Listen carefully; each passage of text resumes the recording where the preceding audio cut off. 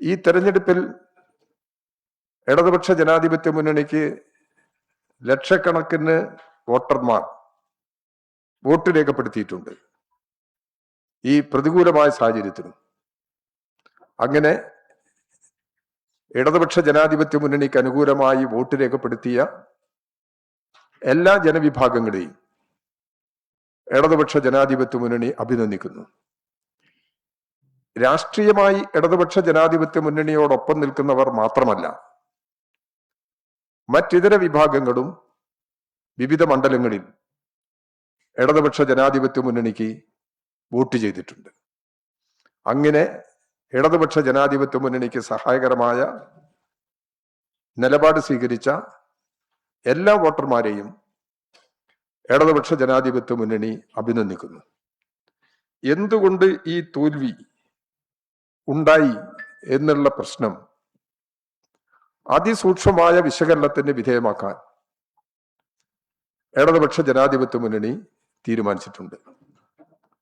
ഇടതുപക്ഷ ജനാധിപത്യ മുന്നണിയിലെ രാഷ്ട്രീയ പാർട്ടികളെല്ലാം അതിനുള്ള ശ്രമങ്ങൾ ആരംഭിച്ചു. ഓരോ പാർട്ടിയുടെയും എല്ലാ തലങ്ങളിലുമുള്ള കമ്മിറ്റികൾ യോഗം ചേർന്ന് എന്താണ് തിരിച്ചടിക്ക് കാരണം, തോൽവിക്ക് കാരണം എന്താണ്? ഒരിക്കലും ഇടതുപക്ഷ ജനാധിപത്യ മുന്നണി കേരളത്തിൽ തോൽക്കേണ്ടതല്ല, എന്നാൽ തോറ്റു. ആ ജനവിധി ഇടതുപക്ഷ ജനാധിപത്യ മുന്നണി അംഗീകരിക്കുന്നു.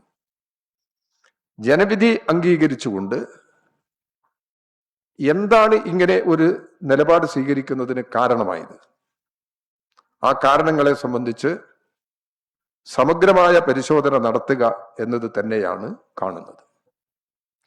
ഓരോ രാഷ്ട്രീയ പാർട്ടികളും ഇപ്പോൾ സ്വീകരിക്കുന്ന നിലപാട് ഒരു ജൂൺ 15-ാം തീയതിക്കുള്ളിൽ പൂർത്തീകരിക്കാൻ കഴിയും എന്നാണ് ഞങ്ങൾ പ്രതീക്ഷിക്കുന്നത്. രാഷ്ട്രീയ പാർട്ടികളുടെ കമ്മിറ്റികളിൽ മാത്രമല്ല, ജനങ്ങളുടെ പ്രതികരണം കേൾക്കാനും ഇടതുപക്ഷ ജനാധിപത്യ മുന്നണി സജ്ജമാണ്. എല്ലാ വിഭാഗം ജനങ്ങളുടെ അഭിപ്രായങ്ങൾ കേട്ട് ഇടതുപക്ഷ ജനാധിപത്യ മുന്നണിയും പാർട്ടികളും, ഈ മുന്നണിയിലെ പാർട്ടികളും എന്താണോ തിരുത്തേണ്ടത്, ജനങ്ങളുടെ വിശ്വാസത്തിനനുസരിച്ച്, ജനങ്ങളുടെ അഭിപ്രായങ്ങൾക്കനുസരിച്ച് തിരുത്തൽ നടപടികളിലേക്ക് പോവുക എന്ന് തന്നെയാണ് ഇടതുപക്ഷ ജനാധിപത്യ മുന്നണി ഉദ്ദേശിക്കുന്നത്. ജനങ്ങളാണ് പ്രധാനം. ജനങ്ങളിൽ വിശ്വാസം അർപ്പിച്ചുകൊണ്ട് തന്നെ ഇടതുപക്ഷ ജനാധിപത്യ മുന്നണി മുന്നോട്ട് പോകും.